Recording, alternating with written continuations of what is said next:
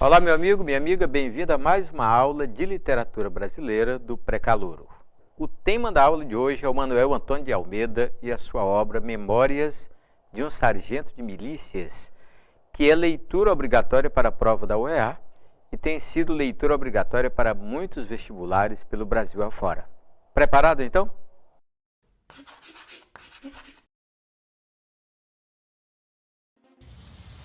Vamos conhecer detalhes importantes sobre a vida do Manuel Antônio de Almeida, o autor de Memórias de um Sargento de Milícias. A família veio de Portugal para o Brasil e fixou-se no Rio de Janeiro, que era a nossa capital. O autor, com 17 anos, começou a exercitar o seu talento literário, escrevendo poesias românticas nos jornais cariocas.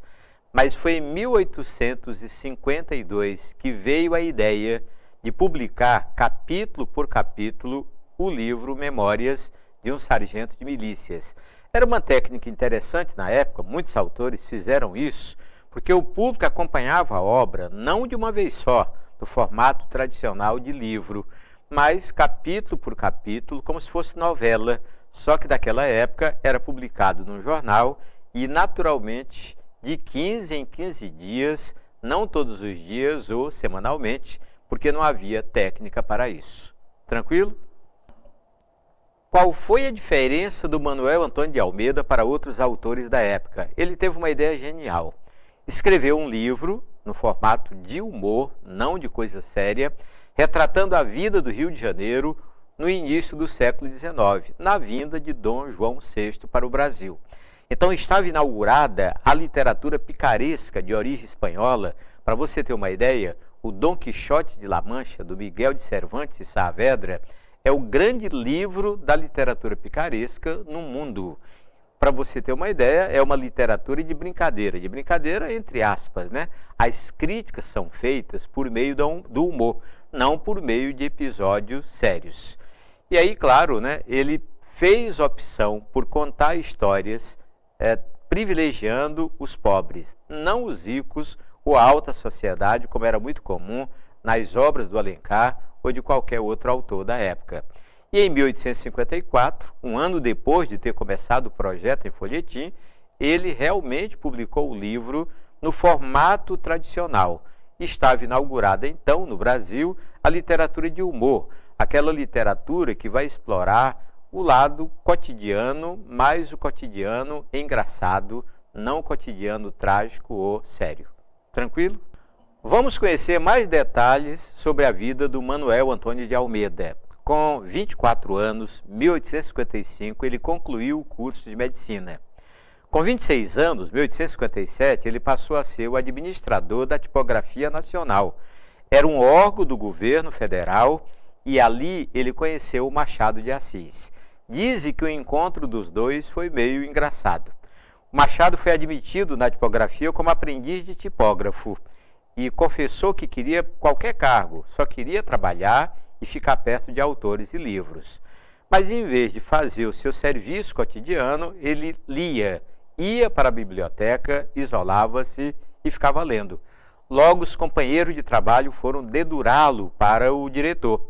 E na conversa entre o Manuel Antônio de Almeida e o Machado de Assis, em vez de punição, não é que saiu uma promoção, é que o Machado terminou provando para o Manuel Antônio de Almeida que sabia muito bem a língua portuguesa e a língua francesa e foi promovido para revisor. Então esse encontro é bem interessante porque o Machado jovem, começando a sua vida ou a sua carreira de escritor, encontrou-se com Manuel Antônio de Almeida e foi ajudado por ele. Pois bem, com 30 anos de idade, 1861, ele então resolveu dar um passo em direção à política e se candidatou à Assembleia Provincial do Rio de Janeiro. Olha, meio parecido com hoje, o camarada ganha uma certa fama, né, em alguma área, ou da literatura, ou mesmo da televisão, ou do jornal, e depois se candidata a algum cargo político. E com 30 anos, no mesmo ano, 1861, ele foi em missão até já política, né, em direção a Macaé, e o vapor em que ele viajava naufragou, morreram muitas pessoas e entre elas o Manuel Antônio de Almeida. Então o camarada morreu jovem, bem no início da sua carreira política. Tranquilo? E agora o mais importante para você que vai enfrentar a prova de vestibular são os dados técnicos sobre a obra Memória de um Sargento de Milícias. Vamos começar pelo título? Olha, dizem que há duas explicações para esse título. Uma é: o autor conheceu um sargento de verdade, sargento que trabalhou com o famoso Major Vidigal, que é uma figura folclórica do Rio de Janeiro. Pois bem, esse sargento contou para o autor muitas histórias e histórias engraçadas envolvendo principalmente policiais, aventuras no subúrbio do Rio de Janeiro, envolvendo as autoridades da época, os famosos meirinhos da época do rei. Pois bem, o título então pode ser homenagem a esse sargento de verdade que contou histórias para o autor, mas o título também pode ser uma homenagem ao Leonardo, o verdadeiro herói do livro, do romance, que foi promovido de soldado para sargento numa jogada bem interessante que depois eu vou contar para você. Tranquilo então? Depois do título, é interessante que você saiba os capítulos, tem uma visão sobre a estrutura da obra. São 48 capítulos, todos curtos e com títulos. Essa técnica era muito comum na época do romantismo, quando se tratava de literatura de folhetim. O camarada tinha que apresentar aos leitores capítulos bem curtinhos, um a cada semana, ou de 15 em 15 dias, bem parecido com o que se vê hoje nas novelas. No fim de cada capítulo, um certo suspense para que o camarada fique à espera do capítulo seguinte. E qual é a classificação da obra dentro da literatura? Olha, pertence à linha dos romances de costumes e costumes urbanos. Portanto, se alguém na prova perguntar se o romance é urbano ou regionalista, naturalmente o romance citadino, aquele cuja história acontece na cidade. Mas há uma classificação especial para a Memória de um Sargento de Milícias. É o romance picaresco. Traduzindo, é o romance de humor, aquele em que as coisas são ditas mais para rir do que para serem levadas a sério. E qual é o foco narrativo da obra? Já entendeu o que é isso? Essa obra é narrada na primeira pessoa, ou seja, uma personagem conta a história, ou se a obra é narrada na terceira, em que o próprio autor conta ou faz a narrativa. É terceira pessoa, portanto, o famoso narrador onisciente, aquele que é uma espécie de Deus, sabe tudo sobre a história e sobre as personagens. É uma espécie de narrador testemunha. Ele vai contando naturalmente todos os fatos como se os tivesse vivido, mas não é personagem, não faz parte da história. Tranquilo? Na interpretação de obra literária, é muito importante você depreender ou classificar a linguagem do autor. No caso de Memória de um Sargento de Milícias, é a linguagem coloquial, sem a vulgaridade. Não é aquela linguagem que inclui o palavrão, como são, por exemplo, os romances do Jorge Amado da nossa época, E, claro, sempre valorizando o lado do humor, o lado humorístico das personagens ou das situações. Outro detalhe é o tempo. Como é que se olha tempo dentro de um romance? Olha só, o tempo cronológico é aquele que o camarada não faz grandes recuos. O livro começa pelo início e vai em linha reta até o final de toda a história. É isso que ocorre com Memória de um Sargento de Milícias. E a sequência de capítulos é lógica. Naturalmente, as ações vão acontecendo à medida que o autor vai narrando. E claro, pouco retorno ao passado. Pouco retorno ao passado no decorrer da história, exceto aquelas lembranças de um ou outro personagem relembrando épocas antigas. Tranquilo? Outra preocupação, qual é a escola literária, tanto do livro quanto do autor? Olha, você já descobriu o que é o romantismo, mas como o romantismo é dividido em primeira, segunda, terceira gerações, lembre que Memória de um Sargento de Milícias pertence à terceira, ou seja, já é uma obra de transição entre o romantismo e o próprio realismo. Perfeito, então? Na sequência dos dados técnicos, é importante que você tenha uma ideia de cenário. Olha, uma coisa bem curiosa na época romântica, quase todas as obras se passavam na capital do Brasil, que era o Rio de Janeiro. Vai haver uma pequena diferença. É o Rio de Janeiro, sim, o cenário central de Memória de um Sargento de Milícias, mas o morro carioca, aquelas ruas secundárias, até o povo retratado, naturalmente não é o povo de classe elevada, mas o povo de classe média baixa. O autor dá destaque para o Canto dos Meirinhos, que ficava na esquina da Rua do Ouvidor com a Rua da Quitanda.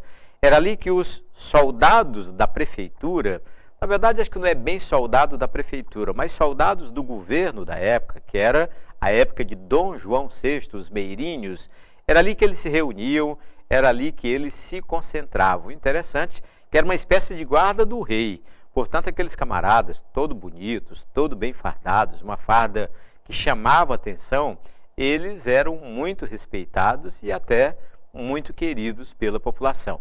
O autor dá destaque também para a Rua da Misericórdia, que é onde morava o temido Major Vidigal, que tinha como meta principal combater a malandragem do Rio de Janeiro. Interessante é que não se fala de grandes crimes, mas aquelas coisas do cotidiano, aqueles furtos pequenos, normalmente sem crimes de maior consequência. Tranquilo? É hora de conhecer as personagens de Memória de um Sargento de Milícias. Primeiro, antes dos nomes, aquela visão geral. O que são personagens planas ou lineares? Exatamente aquelas em que não há o destaque psicológico. O autor, então, vai narrando e apontando características físicas, cor do cabelo, cor dos olhos, a cor da pele, a estatura, mas ele não se preocupa muito com o lado interior, com aquilo que a personagem pensa no sentido aflitivo. Então, se aparecer que as personagens são planas ou lineares, é a mesma coisa. Mas o traço diferente na obra do Manuel Antônio de Almeida é o famoso lado caricatural. Ou seja, ele deprecia um pouco as personagens quando ele vai falar dos traços, naturalmente os traços que tornam as personagens feias ou ridículas, e com isso ele termina conseguindo o efeito que quer, que é o efeito de humor. Tranquilo? E agora, um desfile das personagens mais importantes do livro. São muitas e eu vou apresentar para você as principais. Tudo começa com Leonardo Pataca. Olhe como o lado popular vai aflorando, porque em vez do nome correto do camarada, o apelido, era Leonardo Pataca. É o mais antigo dos Meirinhos, é o pai do protagonista, é o pai do herói. Ele veio de Portugal para o Brasil e sabe que ele conheceu uma mulher chamada Maria da Hortaliça, é a segunda personagem que estou apresentando para você, e ali os dois travaram um namoro que começa de modo engraçado. Ele não tinha muito trato com as mulheres no sentido de saber conquistá-las com palavras. Aí o que ele fez? Quando ele gostou da Maria da Hortaliça, ele fez assim, sem querer, pisou naquele coturno de meirinho, de soldado, ele pisou no pé da Maria. Claro que aquilo doeu muito, A Maria deu um empurrão nele, que ele quase caiu do navio. Aí os dois foram se desculpar. Ele por ter pisado no pé da Maria, claro que ele fez de propósito, e ela por tê-lo empurrado e ele quase caía do navio. Sabe que ali começou um romance? E o autor é apressado. Os dois se conheceram, procuraram logo o porão do navio e quando os dois desembarcaram em terra brasileira, a Maria da Hortaliça já estava grávida do herói do Leonardinho. E aí nasce naturalmente o verdadeiro herói da história, o Leonardinho, que é o herói pícaro, o primeiro malandro da nossa literatura. Olha, o autor, no nascimento do garoto, já faz ironia ou humor.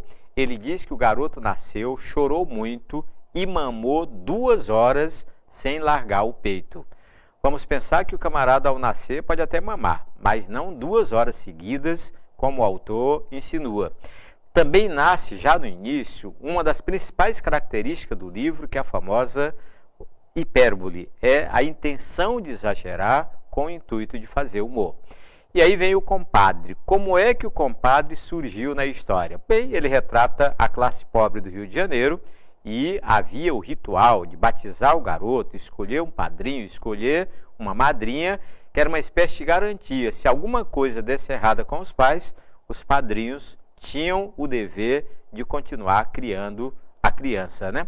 Então o compadre foi escolhido, mas tem um detalhe curioso, porque durante toda a obra não aparece o nome dele. Ele é apenas o compadre, ou então conhecido pela profissão. Ele é o barbeiro ali da comunidade. Então ele é o padrinho do herói, é o barbeiro, foi quem o criou depois que os pais o abandonaram.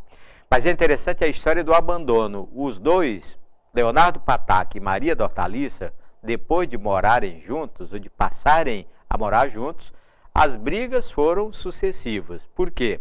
Porque ela, Maria da Hortaliça, nas horas vagas, traía o marido. Mas não traía com um camarada só. Parece que ia traindo com sucessivos homens, e ele, cada vez mais desconfiado, nunca a pegou em flagrante. Só que um dia, quando o nosso herói já tem 7 anos, o flagrante aconteceu. Aí a briga foi feia, troca de palavrões, quebra de objetos da casa, e engraçadíssimo é o modo como os dois brigaram com relação ao filho. O pai dizia, toma que o filho é teu, e empurrava o garoto em direção à mãe. A mãe dizia, eu pari, mas quem tem que criar é o pai, e empurrava o garoto em direção ao pai. E nessa brincadeira, acho que até iam matar o garoto se o padrinho não chega na hora e intervém. Aí o barbeiro, o padrinho, disse, gente, vocês não têm jeito de continuarem juntos depois do que aconteceu, então fiquem tranquilos que eu me responsabilizo pela criação do garoto. Tranquilo? Outra personagem importante na história é a comadre. Não esqueça que agora que os dois, Maria da Hortaliça e Leonardo Pataca, se separaram, o garoto tem 7 anos, vai ser cuidado pelo padrinho, pelo barbeiro, mas a comadre, a madrinha, tem um papel importante na criação do moleque.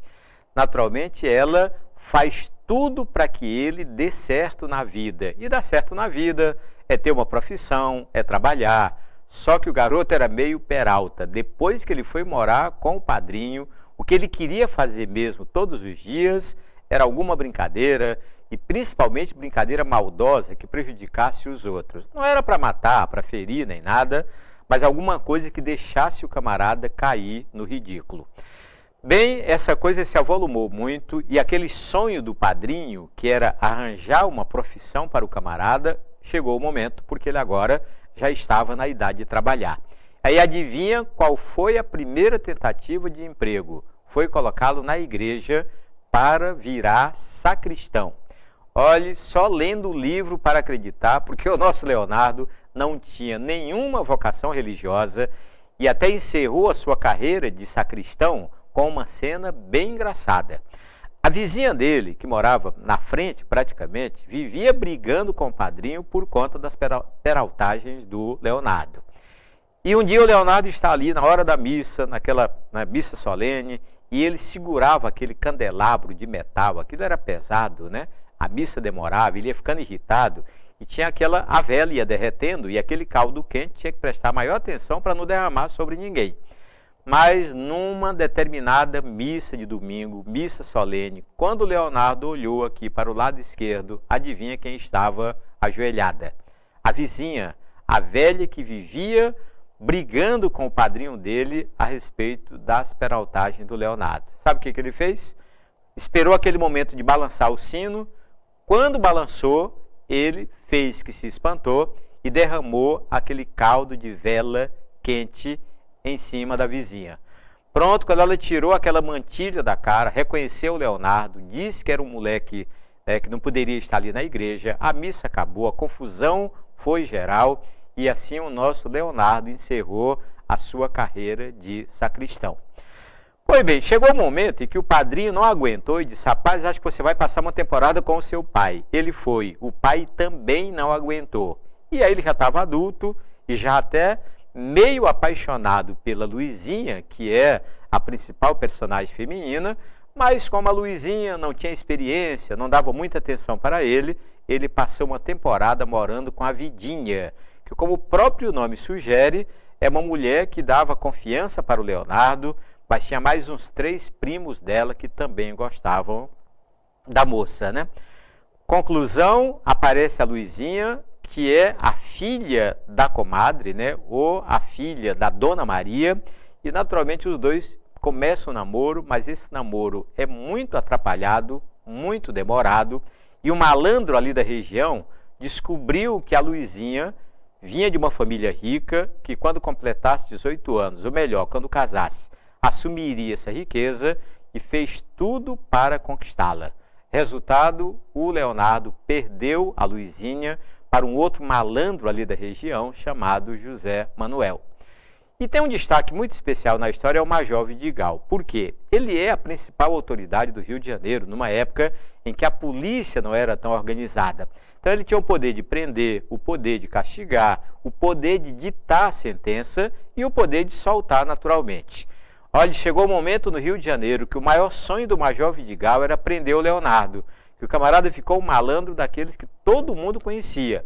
Mas não era o malandro temido, era o malandro querido, aquele que todo mundo tratava de esconder quando havia uma perseguição oficial da polícia. Portanto, é por meio do Major Vidigal que o nosso herói termina virando soldado da milícia carioca e, no fim da história, termina sendo promovido a sargento. Daí o nome de Memórias de um Sargento de Milícias. Tranquilo?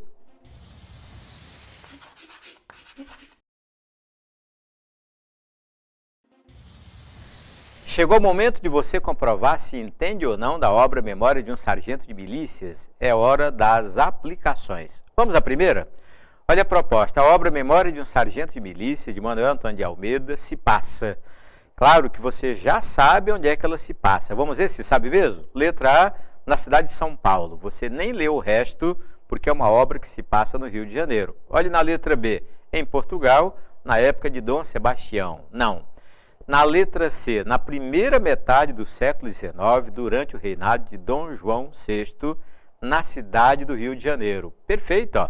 Portanto, você que ou leu o livro ou está seguindo as nossas aulas, melhor que se fossem os dois, né? Tanto ler quanto seguir as aulas, você não vai tropeçar se eles cobrarem um ambiente, o cenário.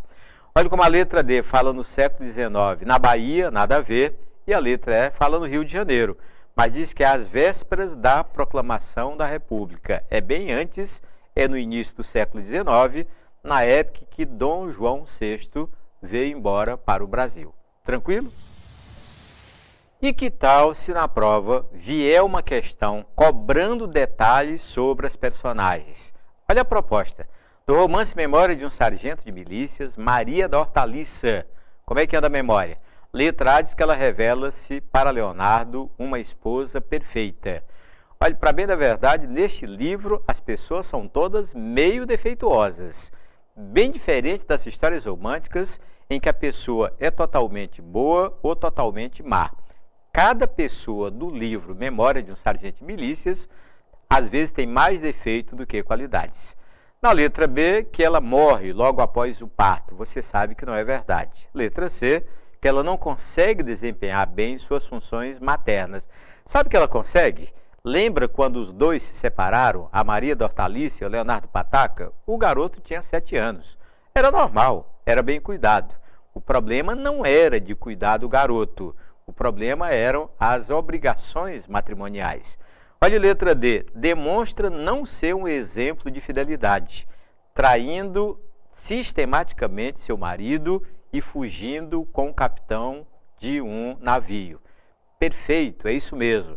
O namoro, não é namoro, perdão, o casamento entre os dois acaba porque o Leonardo finalmente flagra a esposa com outro homem na própria residência e, claro, né? Sabe que os dois brigaram, ela ainda tinha uma certa esperança de reconciliação. Ela não, ele próprio achava que ela ia se arrepender, pedir perdão, aquela coisa que as mulheres fazem e voltar. Surpresa, ela simplesmente fugiu com o capitão de um navio e voltou para Portugal. Portanto, a resposta é a letra D de dado. Mais uma questão explorando a atuação de personagens dentro do romance Memória de um Sargento de Milícias. Agora o compadre. O compadre no romance de Manuel Antônio de Almeida. Letra A diz que ele é um devotado celibatário, de bom coração, que se dedica totalmente ao afilhado, planejando fazer dele um clérigo. Está certíssimo. Só entenda a linguagem. O que é celibatário? É o camarada que não quer se casar, aquele que adota a vida de solteiro, que talvez tenha ojeriza ao casamento. E sabe qual é o sonho do padrinho ou do compadre? É realmente transformar o Leonardo em clérigo. Traduza, transformá-lo em padre.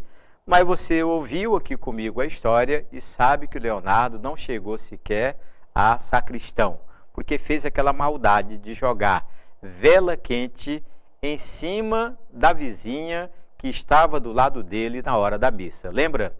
Aí quando você lê letra B, olha, que ele não se revelou um bom pai, deixando o pequeno entregue aos cuidados da vida.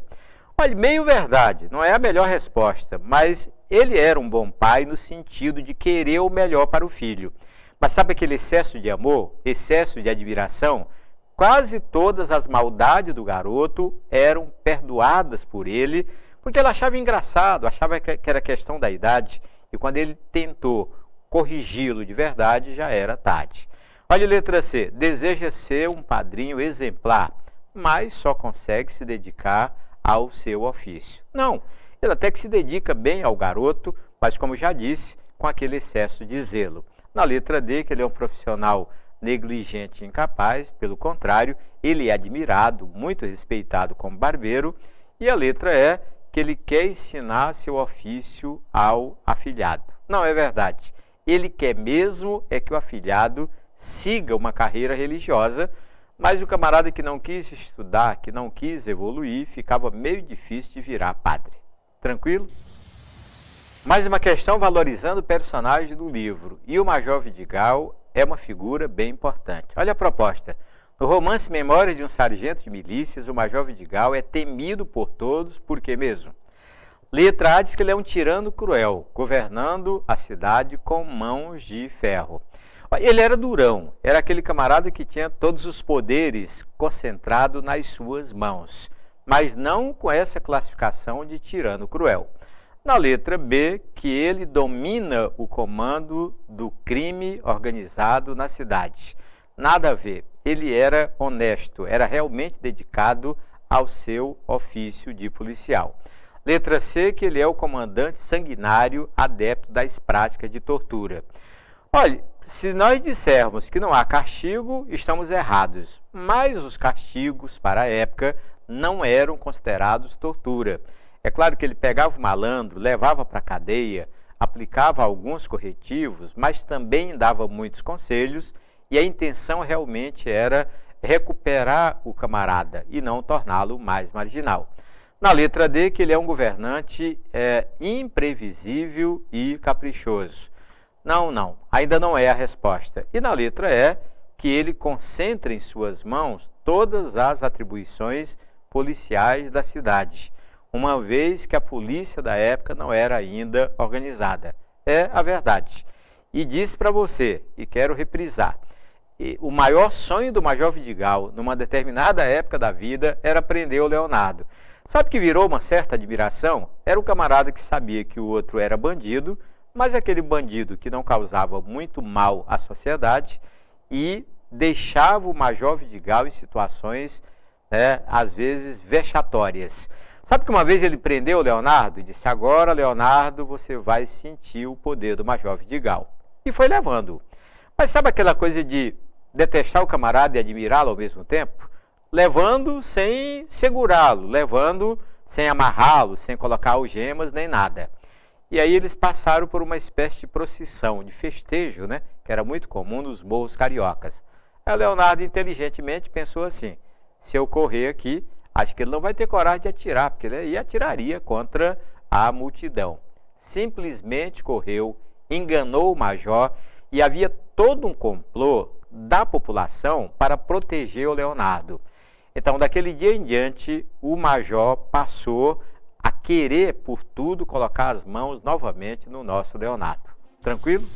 Meu amigo, minha amiga, quero agradecer muito a sua presença na aula de hoje e convidá-lo para a nossa próxima aula de literatura.